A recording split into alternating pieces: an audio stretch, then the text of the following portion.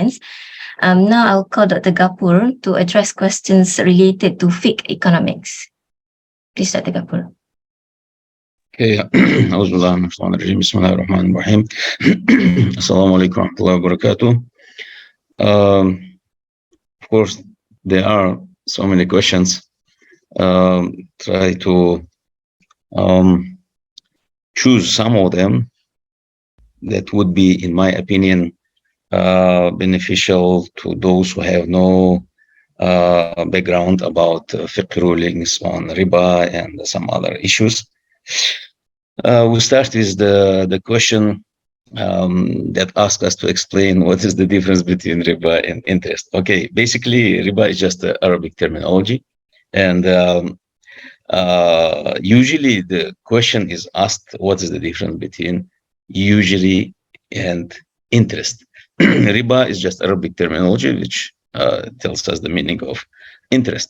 Now, what is the difference between usury and interest? On a practical level, there is no difference, absolutely.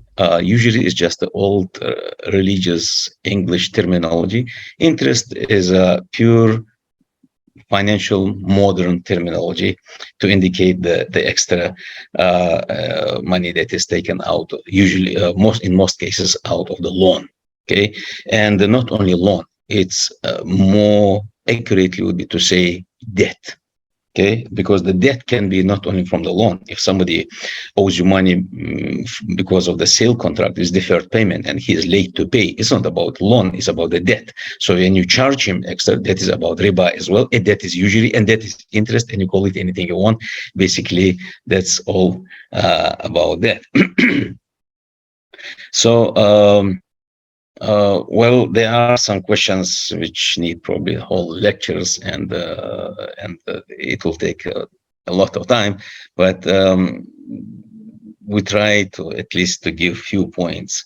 The issue of involvement of Islamic countries to Western economic and financial system, that's what I would understand out of this question, because it's a bit not very straightforward. You see, when a certain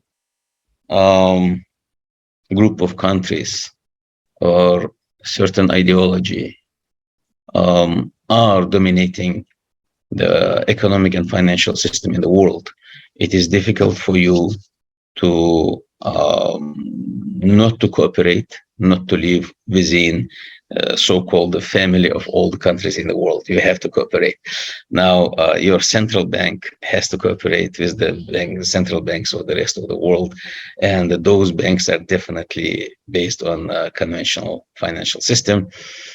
So that's why willy-nilly Muslim countries also need to take part in it and need to cooperate, need to be in the system whether they want it or not. But the other issue is up to their ability. They need to try to minimize whatever the practice that contradicts the teachings of Islam should be minimized or eradicated in their own countries. Okay, so one of the steps, of course, that usually Muslim countries where Islamic bank and finance exists, they have at least dual system. Single Islamic financial system, up to my knowledge, is available only in Sudan and in Iran. They say, I haven't been to Iran, but I have been to Sudan. I know, I've seen it myself. I met with the very high-ranking people in the Central Bank of Sudan several years ago. Yeah, and they are struggling, of course, they are struggling. And most probably at the moment, somehow, in order to survive for Islamic financial system, the only way forward at the moment is still to have double system or dual system. So that's how it goes. And Muslims living in those countries in those respective countries where Islamic banking finance is practiced to do as much as they can. And many times this point was mentioned by Prof. Aslam and others, which is rightly done. Allah subhanahu wa ta'ala doesn't put burden on anyone except or more than his or her ability. So that's how I would address it. But on the long run, of course, as Prof. Aslam said, there are certain steps to make. We need to raise the whole generations with the correct worldview and correct understanding of concept of Islamic economics, and we really need it, not only having in the books and articles, but really on our practical way of life. Now, there is another question asking about cryptocurrencies, whether Islamic economic system recognize cryptocurrencies. And the similar question is there about addressing the issues of digital currency. When you talk about cryptocurrency, it's about digital currency. It's the same thing. Okay. This is, of course, part and parcel of fintech. And when you talk about cryptocurrencies, definitely you're talking about the blockchain system. Blockchain system itself doesn't need any cryptocurrency. It's just a good platform to save the data, the information, and like almost until Yawm al-Qiyamah. But the cryptocurrencies or digital currencies, they need that platform to base their currencies on the blockchain. And in terms of recognition of these cryptocurrencies, let me tell this. Several years ago, together with my colleague, I published an article, Cryptocurrencies from Sharia Perspective. It should be available there on the internet. We found in our research that Sharia basically doesn't have any problem to recognize digital currencies, or what we call cryptocurrencies. Okay, there is no prohibition for that, no straightforward text of Sharia, Quranic ayah or hadith of Prophet also. And the majority of scholars today in our contemporary time who oppose, who don't recognize cryptocurrencies as valid currency, as valid money, is not because Sharia doesn't recognize the concept itself as digital currencies, but the problem is about gharar, is about uncertainties that there are so many there around these cryptocurrencies. Number one, you never know who is behind that. Okay, decentralized, okay, fine, we do understand decentralized. This is one issue. Of course, when you talk from legal perspective, from any government's perspective, they don't like anything decentralized. It is understood. They want everything to be controlled. And then, of course, they bring some other sub issues, tax evasion and money laundering, and then maybe sponsoring terrorism, and so on. That's how governments usually base their arguments why they don't recognize decentralized money. And to a large extent, it might be true. But there is a certain segment, which a large segment among the players and those who use that money, who have nothing to do with these wrong elements. I mean, they just simply, using that platform, blockchain, when they sell and buy these different currencies, digital currencies, just for the sake of speculation and making money out of it. So then the issue is about speculation per se, rather than the issue of sponsoring terrorism or money laundering or whatsoever, tax evasion and so on. So if you look at this digital currency from another angle, you'll find that there is no single currency that can be considered as unit of account. Okay, there are economists and specialists in finance are available here. So a very simple example for those who have no background in this, but they would like to know more about that. So I have a pen, for example, in my hand. So immediately this pen is valued like, for example, 1 ringgit 20 cents. No single digital currency is able to do that immediately. First, you will have to attach it to US dollar or Malaysian ringgit, doesn't matter. Then only you are able to give a value. I'm sorry, then it is not a money. then it is not the money. Your money must be able to give immediately the value for that, or the price for this. So if you, as digital currency, you are not able to give the price to commodities, what type of currency you are, miskin, and you always need somebody else to value. So that's why, there are a lot of things that can be mentioned. And I always teach my students about this. I am among those who do not recognize it as value, as valuable money. Imagine a huge train, very nice train, is running somewhere, and most of the people are jumping on it. Okay, it's a nice train, there is a music, and people are jumping on it. Okay, but you don't know where it's going and where it's going to stop and whether it's going to hit somewhere. But you see that crowd everywhere, almost everyone is jumping on it, and there's nice playing music, and they're very happy. So aren't you obliged as a Muslim individual who has his own aql to think, where is this train is going? Where is the destination? Where is going to stop? I mean, what's the expected outcome of it? If I take this train, nothing. Just simply jump on. That's exactly what is happening today with the cryptocurrencies. Okay, while music is playing, of course, a very indirect meaning. When people are happy and making money, everybody wants to be indulged. But if Yawm al-Qiyam, Allah subhanahu wa ta'ala asks you, do you know in what project you invested? Do you know, this project was actually planned for what? And what did you do? And say, I don't know. I just invested. That will not be enough to justify yourself. Allah subhanahu wa ta'ala gave us aql to think, to rationally measure things before we use our money. And money is, of course, is amana from Allah subhanahu wa ta'ala. And so many other points that can be mentioned here. I'm among those who do not recognize it as valuable money. But nobody can say it is haram.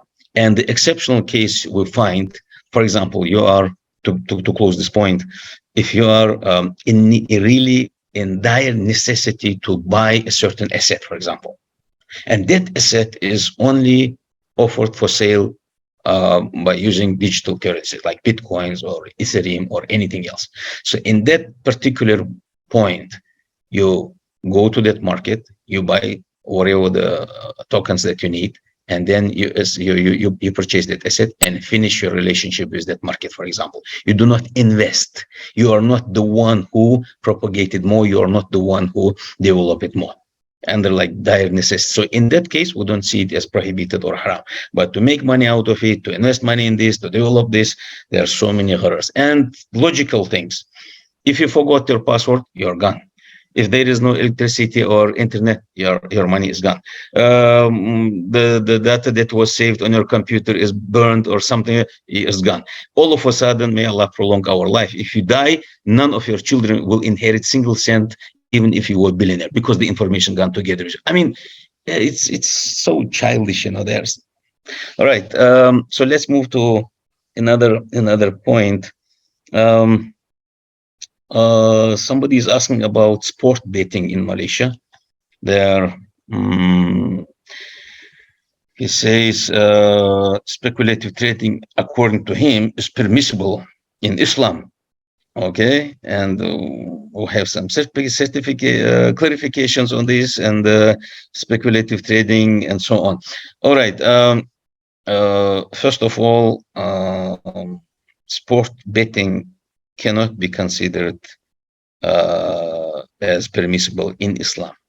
You need to differentiate. I'm answering this brother whoever has asked. Permissible from legal perspective of Malaysia is one thing. Permissible from Sharia perspective, that's another thing. There is a very big difference between the two. We have all around, at any corner you can see Toto, which is basically the lottery, like a system bet. They have system what roll, ordinary bet, and quick pick, or different names.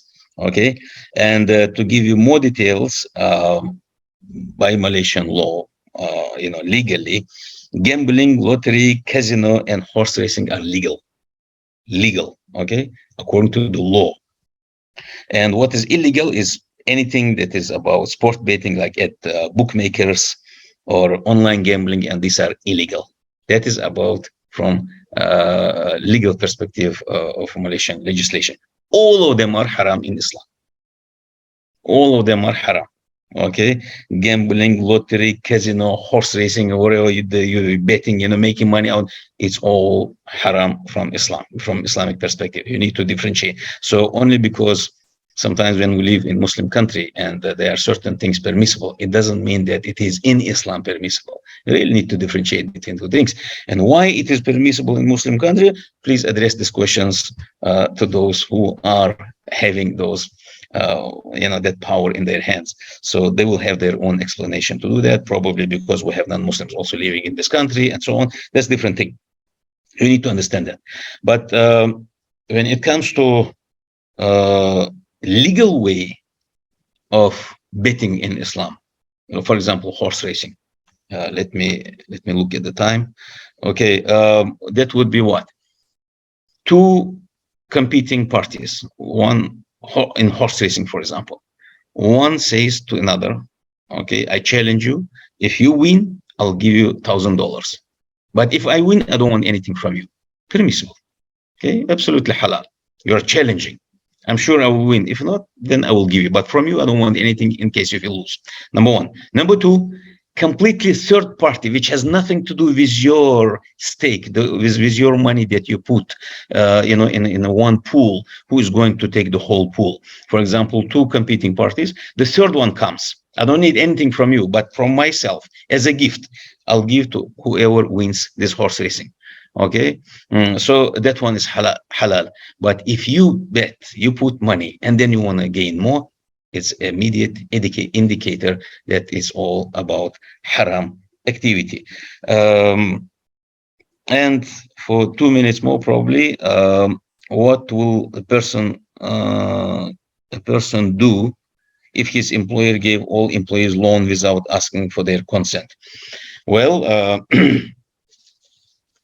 it depends on the conditions. If the loan is given like interest-based loan, definitely, it is haram. It is unacceptable. And if it is like without your consent and it's gonna affect on your I don't know job somehow, you just simply don't touch it and return it on time.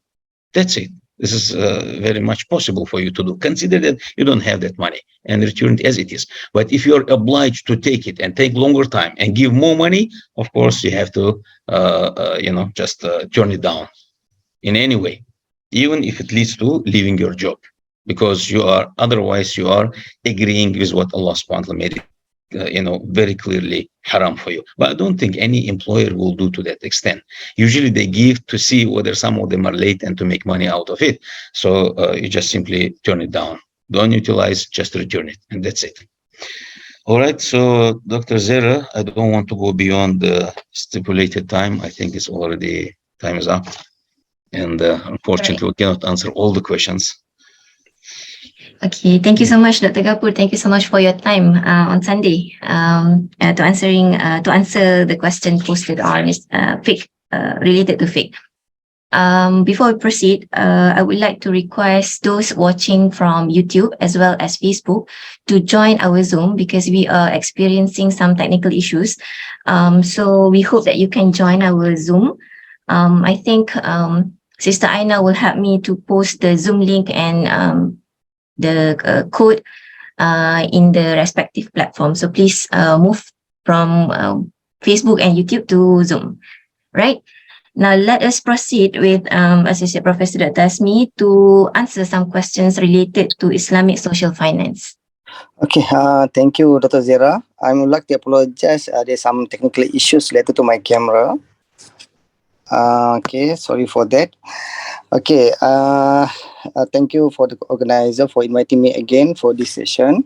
Inshallah, I received two questions. About the first question is about the SME importance. Okay, I think in my presentation last 3 weeks ago, I've mentioned about the importance of SMEs as well. Okay, so basically, just to give you highlights, in many countries, SMEs consists of more than 90% in all the countries. including in Malaysia, we have about 96% of the SMEs. In Indonesia, we have 99% of the SMEs. Okay, basically, SME is consists of micro enterprises, small enterprises, okay, and then the medium enterprises. Okay, basically, the importance of the SMEs basically is emphasized by many governments because they are the one who are contributing much more on the national income. So basically, from here, we can say that the SME can contribute to the national income. The second is about the job creation. Okay, SMEs is also is helping the countries to provide the job creation and as well providing the employment opportunities for the people to embark on the businesses. And then the next is about the potential of the SMEs, whereby it's going to create the competitions, okay, whereby the people can compete each others, okay, in the markets. And then also it's going to increase the productivity and also the efficiency of the SMEs, in particular economics. The last point about the importance of the SME is about the cultivating the innovations. Okay, through the SMEs also it promotes the idea of innovation, whereby the SME is going to come up with so many ideas, okay, creative ideas to promote their goods and services. So these are some of the importance of the SMEs, and many governments they are emphasizing the importance of SMEs by providing so many what they call so many policies in favor of the SMEs, so many financial assistance, so many training programs, okay, so many human development programs, so many incentives for the SMEs, because the government, they know that the SME is helping to increase the national income. So that is about the first questions. Okay, the second question is about the potential, the microfinance potential in Islamic economics. Okay, for the micro financial institutions, okay, as I mentioned in my presentation, one of the tools for the Islamic social finance is microfinance institution. Okay, basically, microfinance institution, from my opinion, I can say that it's a kind of tools or even in the enabler for the socio-economic development. Okay, the function is basically is to help out the people, okay, to get out from the poverty cycle. Okay, basically the microfinance institution, they helps to particular segment in the population, particularly the poor group, okay, to get out from the poverty cycle. Okay, if you look at the example of the Grameen Bank, if you look at the Malaysian context, we have the Amanah Ikhtiar Malaysia. Okay, the purpose is to help the poor people, okay, to get out the poverty cycles through the entrepreneurship activities. So how they want to involve in the entrepreneurship activities is through the microfinance institution, okay, whereby they can get funding and also training from the particular institution, and then so that they can get out from the poverty cycles. So basically, under the for by involving themselves in the microfinance institution, it's going to improve their standard of living. It also helping them to go for income generation, and also involve with the employability and transform themselves, okay, from the poor to the most productive person.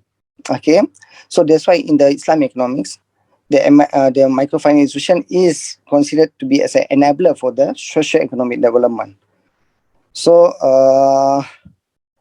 by this, I hope I already answered these two questions. So Dr. Zira, I Right, think thank you so much. Okay, thank you. Assalamualaikum. All right, thank you. Yes, you received two questions related to social finance, and I think you addressed both of them regarding SME and also microfinance. Thank you so much, Dr. Asmi, for your time. Thank you.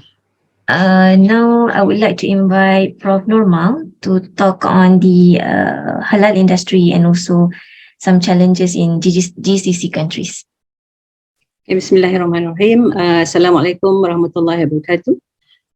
Thank you, Dr. Zira, for inviting me again to this series of Islamic economics course online. So I received also two questions like Dr. Asmi. The first one is how to improve the halal industry and Islamic banking and finance in the Philippines? Okay, so to answer these questions, in the Philippines there are, Muslim minorities. Philippines is a Muslim minority country. So what the Muslims in the Philippines can do is to, I think, can learn from the Muslims living in the Western countries. Because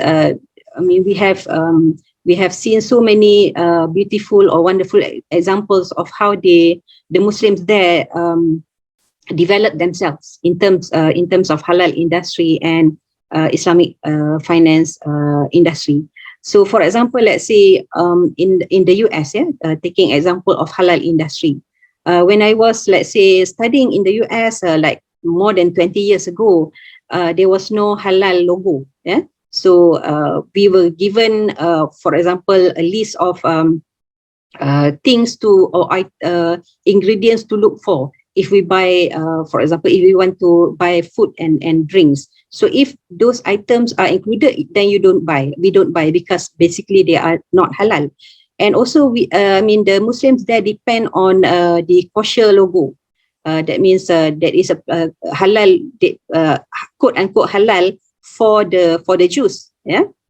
So that was what the Muslims community in the US did more than 20 years ago. But they did not just give up and just depend on those things only. They get organized. They form a specific association or organization to work on this issue, on this halal industry. So now, more than 20 years later, the US has now, the Muslims community in the US now has halal logo, their own halal logo, issued by Islamic Services of America.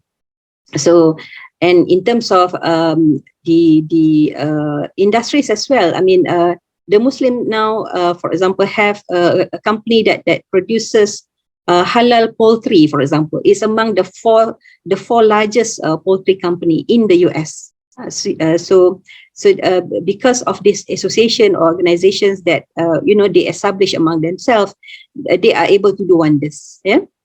So in the financial sector as well, Dr. Nizam has, for example, mentioned this. They establish cooperatives. Cooperatives. They work together and for example, members maybe pay membership fee and then contribution every month, so that they can give out financing loans, vehicle loans, not loans, financing, because they are using Islamic instruments to the members who wish to buy vehicles or houses. So one of the famous financial institutions in the US is La Riba. So also in Canada it developed that way as well. In Australia the same example. So they started this cooperative and now they are able to have full-fledged Islamic bank. So that's how I think one of the ways that I think the Philippines, the Muslims in the Philippines can improve or strengthen the halal industry or the financial industry, Islamic finance industry. And in addition to that, in the Philippines, there is already an Islamic bank that exists. So it's Al-Amanah Islamic Bank of the Philippines. So the Muslims in the Philippines can participate by patronizing these Islamic banks. At the moment, of course, the branches are not many. It's very few. So if let's say the Muslims in a particular area feel, that it is difficult to go and bank with, for example, the Al-Amanah Islamic Bank, again, the alternative is to set up a cooperative, and to work together so that after several years, 20, 30 years, you can set up your own local community bank, like mentioned by what was mentioned by Dr. Nizam. So that's the first question.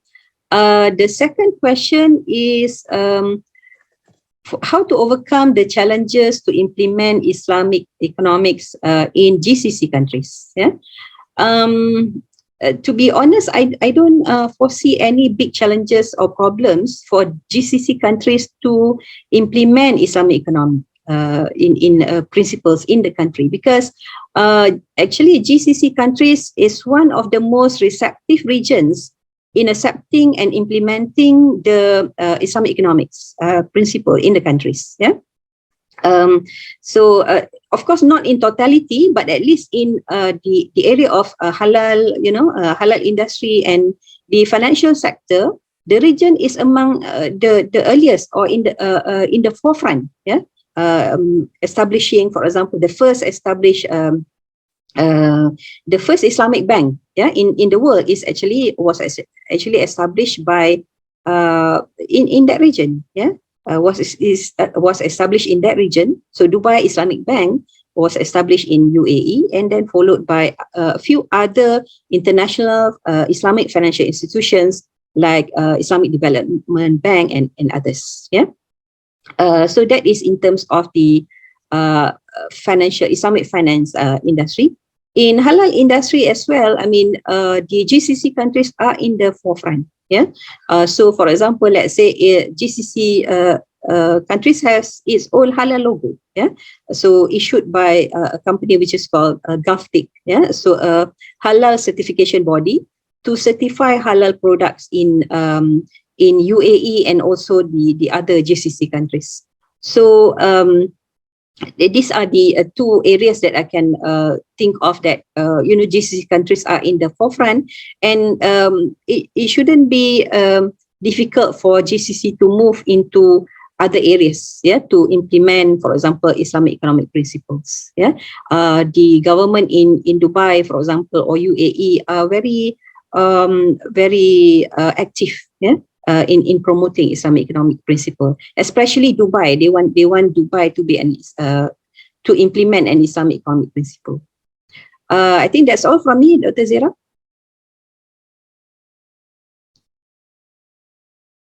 All right, thank you so much, Prof, for your time. Let me invite Dr. Yasad. Are you there? Okay, thank you, Dr. Yasad. I would like to pass the floor to you to answer questions related to your area.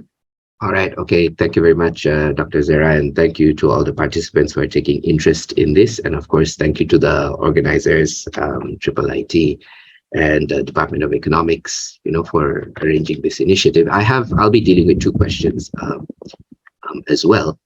Let me just read the question first so everyone has an idea of what it is. So the first one is how to involve old schools of Islamic thoughts, for example, Deobandis or Salafis in India, Bangladesh, and Medina in studying contemporary Islamic economics. Do you think that if they incorporate or contemporize their syllabus with thoughts of Islamic economics, it would accelerate in realizing Islamic economic goals around the globe? It's a great question because I think this highlights some of the fundamental problems of the way we're approaching Islamization, some of its shortcomings, and what the Department of Economics in IIUM has been dealing with over the past few years, some of the challenges we're facing. So the question is about how can Islamic economics incorporate old schools of Islamic thought, and it basically has to do with how open Islamic economics is when we're developing it. And if we look at the process of Islamization, right, it essentially involves two main sources. The first one, of course, is the Islamic heritage, right? The Islamic side of things, the primary sources, the fiqh that we have, and then our customs, our practices, right? And of course, the traditional schools. The second source is, of course, conventional economics, right? Where economics is.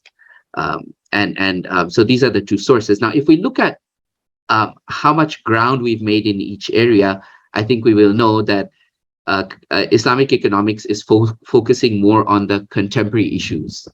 It focuses more on the contemporary issues when it's developing. And it's natural because, the contemporary issues are the immediate problems that we're facing, are the immediate challenges. If we look at, this is not to say that, we haven't developed, from the Islamic side, this is not to say that, but have we done enough? Okay, if we look at where we stand on the Islamic heritage side, we haven't focused that much on it. We like to focus a lot on the halal and haram. Okay, that's why, you know, when we look at Islamic finance, our main focus of our main definition of Sharia non-compliance is a no riba, right? And I'm not saying that that is the only focus, but it's by and large the main criteria that we use, right? That it's not riba based. And if we look at even developing markets, right, as Prof. Norma was highlighting just now, right, we also look at the halal industry, right, which is essentially the black and white halal and haram. Okay, of course, there's a lot of technical details in there. It's not more simple, but my point is that we're not really going even deeper into this. Like, yes, we know the black and white, the halal and haram, but how about the gray areas, right? And as society progresses, we have to be asking about, you know, how do Islamic norms and ethics apply to these new areas and issues? Okay, and if we don't define these things, then often we're quick to jump and quick to take action when in fact it might not be the best course of action. For example, when the television came out, we were like, no. When the internet came out, we were like, no, it's haram, it's not right. When social media came out, internet came out, you know, we all took a stance which we shifted from later on. Okay, so we're not giving sufficient attention to, you know, the Islamic heritage part, whereas we're focusing a lot on conventional economics. And again, I need to clarify what we mean by conventional economics. When we're Islamizing according to conventional economics, we are only focusing on mainstream economics, right? Conventional economics has other schools or other strands of economics involved. For example, like Prof. Gary was saying, neoclassical economics is not the only one, right? We have the neo-Keynesian, we have institution economics, we have ecological economics, we have historical economics, right? So there are so many other strands of economics which we are not looking at. But when we're Islamizing, we're focusing on mainstream economics. And the interesting thing is that mainstream economics is very exclusive in its own nature. It's very exclusivist. You know, if you try and use an alternative methodology like that is maybe not empirical or not as mathematical, immediately it gets very difficult for you to, you know, enter journals and write papers and things like that. It's very exclusivist in its nature. And my worry is that by copying or focusing so much on mainstream economics, even we will become very exclusivist. We will say that, no, Islamic finance is only this much. It should not include, you know, social finance. It should only be this. You know, it only should represent the perspective of the firm, right? It doesn't include other aspects or entities. And this is the danger when we focus too much. We also run the risk of becoming exclusivist because we are, you know, looking at mainstream economics. And if we are saying that Islamizing is basically on one specific source, that means mainstream source of economics, and we're not focusing on the heritage and, you know, we're only focusing on mainstream, then we're not really Islamizing, we're just copying. Essentially what we're doing is just we're adopting and we're copying. And so in order to Islamize, you know, we need to be more plural. Islamic economics needs to be more plural. When we're Islamizing based on contemporary sources or, you know, contemporary sources available, then we should not only be looking at the neoclassical or mainstream economics, right? We should be looking at the alternative schools as well, because these alternative schools of economics, which exist in convention, they are also very critical of, you know, neoclassical economics or Anglo-Saxon economics, right? Or Anglo-Saxon capitalism, right? They're very critical. They say that these are its limitations. You know, it's not as broad, you know, socially speaking, you know, it's missing this dimension, it's missing the environmental dimension. That's exactly what Islamic economics says as well. So by not integrating with these other schools, we're kind of missing out. Similarly, when we look at the way we're developing the Islamic heritage, okay, we should not be focusing on specific schools. And, you know, if we take a very fiqh approach to developing Islamic economics, then we might get stuck within a specific framework of fiqh, okay, a specific kind of thought. So it's good that, you know, here in IIUM, when we're teaching fiqh for economics, right, or fiqh for economists, we're actually including all the four main jurisprudential schools of economics, right? But we shouldn't limit, even this can be limiting. We need to open up, you know, our foray into the Islamic heritage into more areas. And we need to look at these other schools, as you mentioned, like Deoband and some of these, schools which do not have that same prominence as other schools of thought do. So to answer your question, yes, we definitely have to bring this dimension, because, there are other socioeconomic narratives that we are not looking into, which can potentially help us define what is good or bad, what is right or wrong, and clarify what values are and where we stand on these newer issues, newer contemporary issues. So it's a very relevant question, and it really highlights, some of the challenges that we are having as we're developing Islamic economics. So to truly Islamize, we have to be comprehensive, and we have to make sure that we're looking at all avenues, because if we don't do that, we're essentially ignoring the wisdom and the mercy of Allah. Good is everywhere. Good can, Allah's good and mercy is in everywhere. And, the main source of knowledge is coming from Allah. And if we out of pride or out of allegiance to a specific kind of thought, we kind of overlook or ignore other schools, we're actually limiting ourselves. So in order to develop Islamic economics, we need to be as plural as possible in the Islamic heritage, as well as, when in terms of also conventional economics, we need to be as open as possible so that we can develop Islamic philosophy, Islamic economic philosophy, and we can answer these bigger questions. And we have a basis of Islamizing formally, right? Then only can the discipline, develop properly. As Prof. Aslam says, we need to Islamize correctly, as he was talking about Alatas, right? If we do it correctly, right? And this is very critical to doing it correctly, properly, right? We have to be as open and inclusive as possible when we're Islamizing. We cannot ignore other areas, okay? Going to the second question. The second question says, when did Islamic economics start? It said mostly Adam Smith is the father of economics. So where did he learn economics before he became the father of economics? Who taught him economics? Because he wasn't a prophet, that he can get revelation from Allah. So how did he learn economics? So I think this is voicing the fact that, we do not have proper attribution or recognition of Muslim scholars or contributions, to a lot of Western modern knowledge. And this is fair.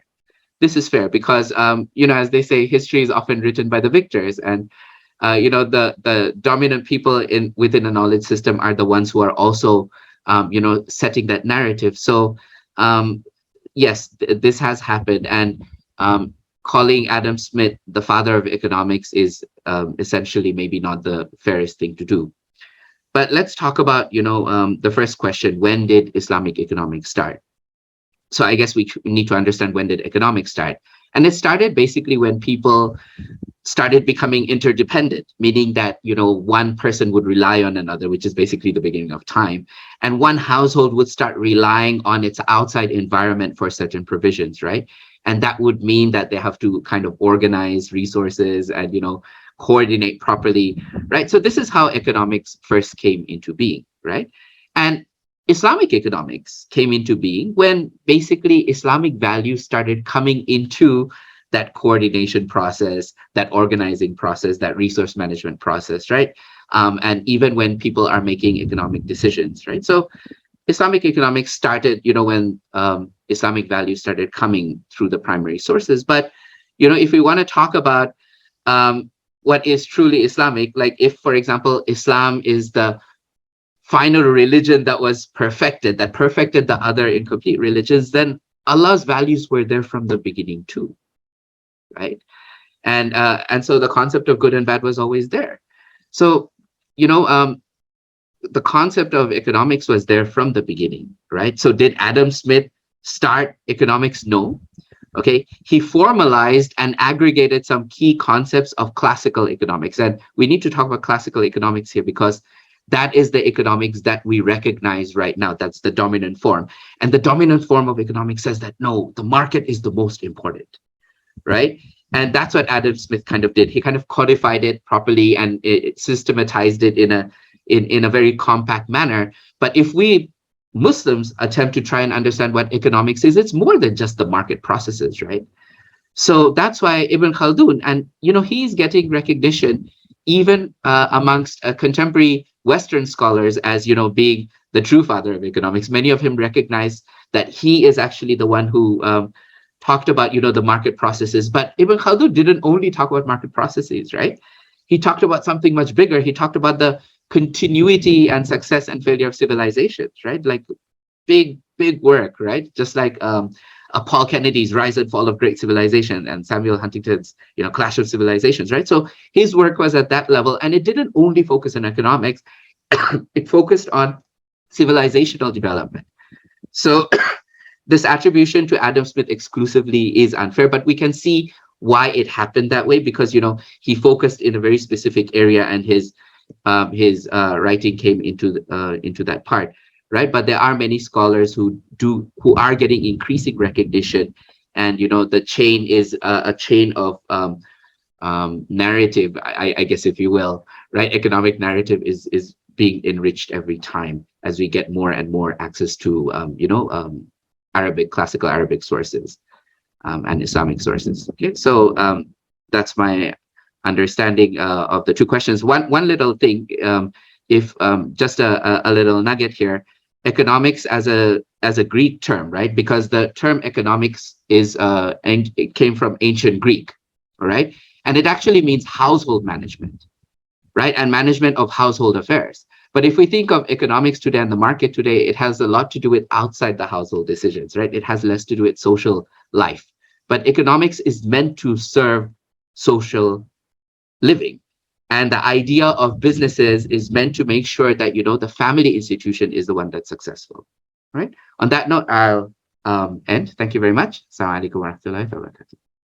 Thank you very much, Dr. Riasa, for your time and for your answer.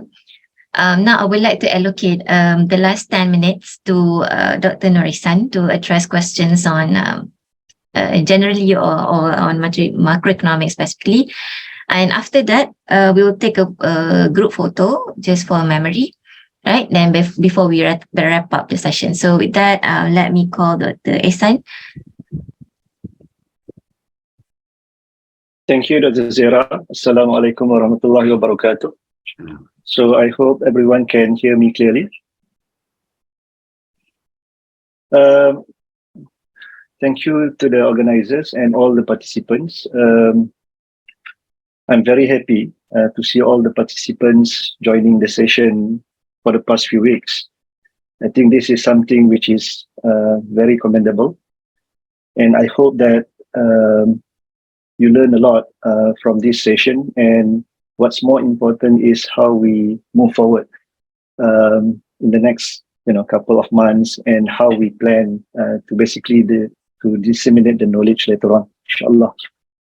I'll try to be short and sweet. I think what I'm gonna try to highlight, instead of picking up specific questions, when I look through all those questions, I noticed that quite a number of questions try to highlight the fact that how this Islamic economics model is being practiced in the real world.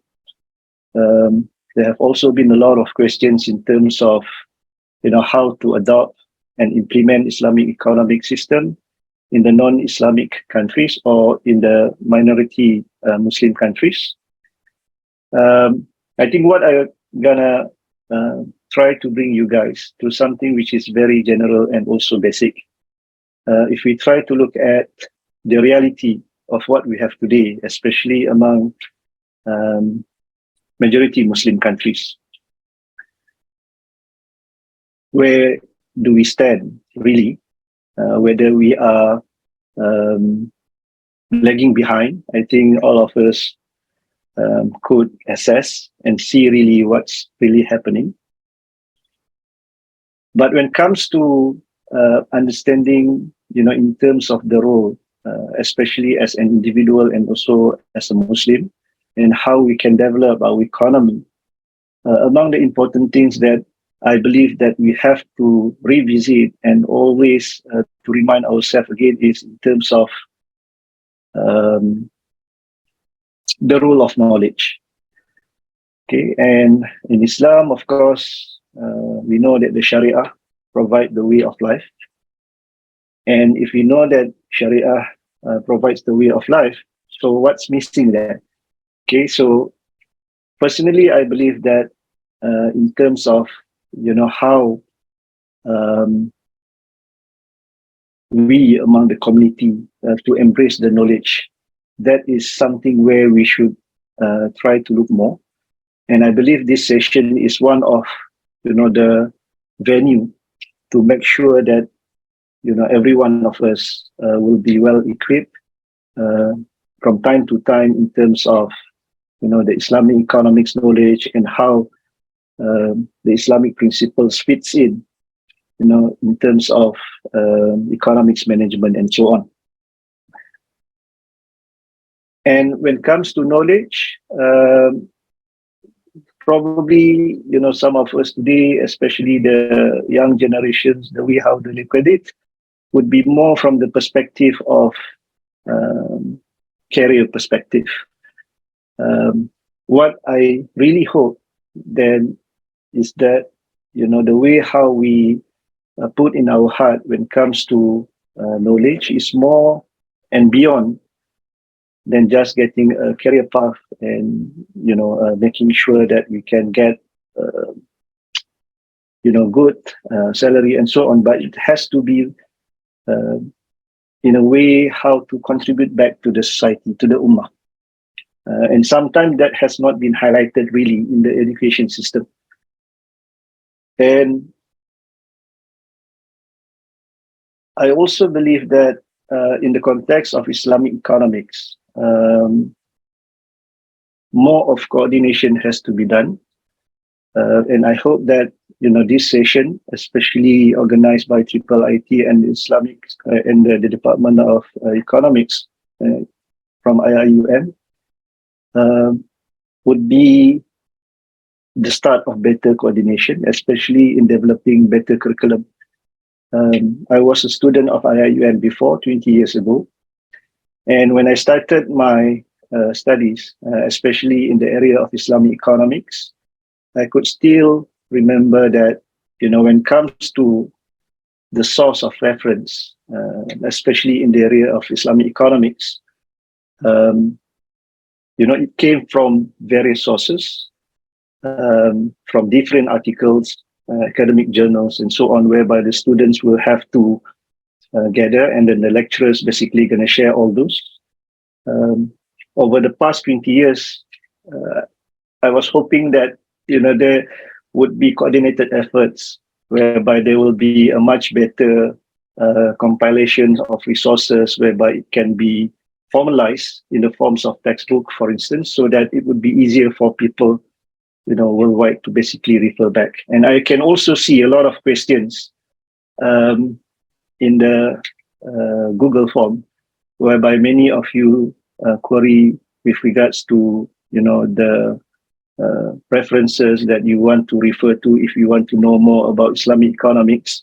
And I think that would be among the priority, really, in terms of how we develop this Islamic economics to be a much more formal kind of knowledge, so that it can further be embraced by future generations.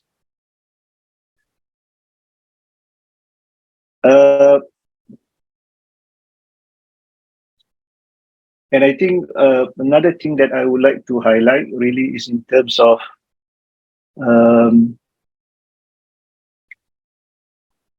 what's next, really, in terms of, after completing this session.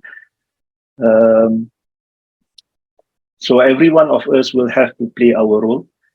I'm sure that many of us here, probably this would be our first journey in understanding Islamic economics. With the brief, session that we had over the past weekends, I hope that, every one of us will start to explore more about Islamic economics.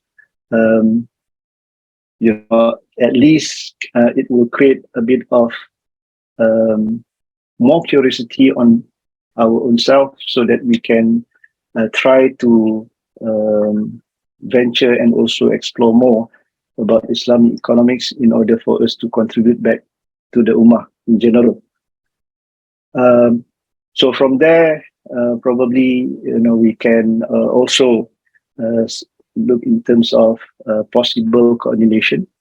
I believe that many of us here coming from different background and also different parts of the world, and how we can essentially sit down and to make sure that this Islamic economics can be really manifested, in the real life of the people, so that it can benefit the overall ummah. Okay, in terms of the strength that we have, especially among Muslim countries. Sometimes when we ask really what's the strength of the Muslim ummah, that's a question sometimes difficult to answer as well. What's really that we can try to put forward in order for us to leverage so that we can develop a better ummah. And there was also a question with regards to Islamic economics and the financial aspect. Because many of the questions, when I look at it, it relates back to questions of Islamic finance and banking.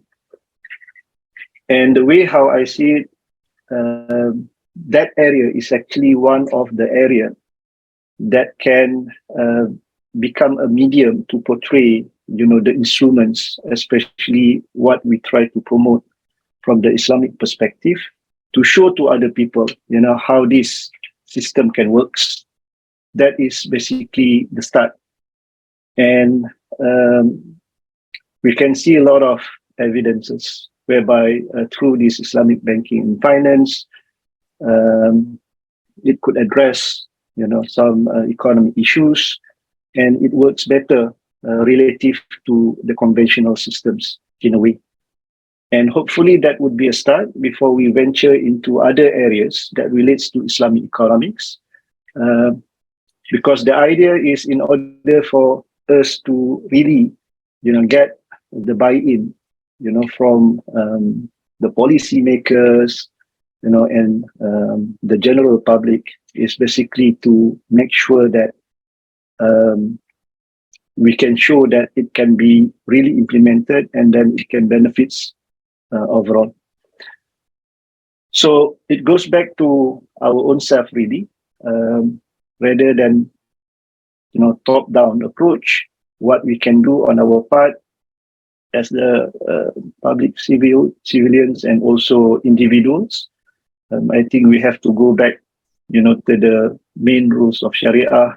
We have to practice and then show and portray what's the values that belongs to, our Islamic religion, so that it can become a good example to other people. So I think I stop there. I pass back to Zara. Thank you. All right, thank you so much, Dr. Ihsan. That will be the last speaker to address our questions today. So before we go to the closing remarks, let me just show you a glimpse of what we receive.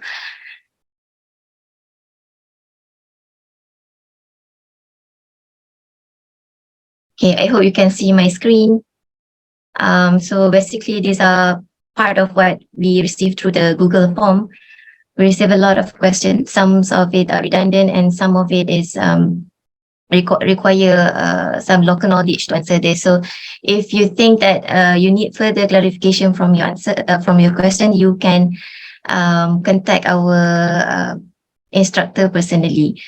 With regards to the, we have also questions on where do we get the resources for the course. Okay, you can go to our website. I hope you can see, I'm showing my our CIE website right now.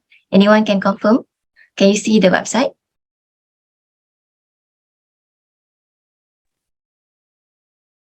Yes, yes, we can see the website. Yes, you can see on the Okay. screen. Yeah. Okay, so here is where you can get the materials for the course, where you can have the brochure here.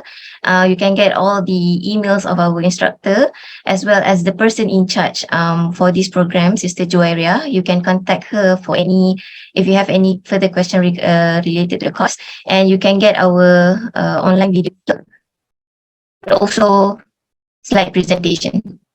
Okay, so by the end of this program, as I told you, this is our last class. Inshallah, you'll be getting this certificate.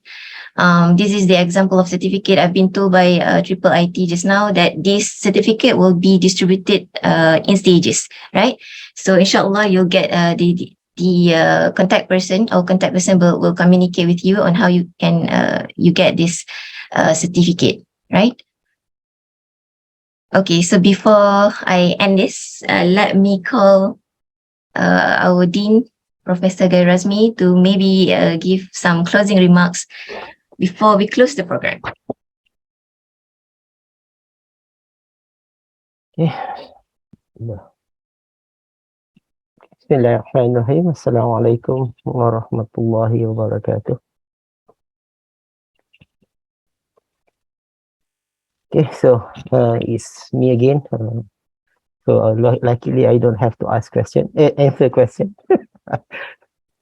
Yeah, so anyway, thank you for all the participants. We know we have participants who are currently 2-3 o'clock in the morning at their time. So again, thank you everyone for participating. I would like to thank also IIIT, International Institute of Islamic Thought, for organizing this certificate program, and mostly thank to all the lecturers who have sacrificed their their Sunday, especially Dr. Zera, who's been here for how many weeks lah?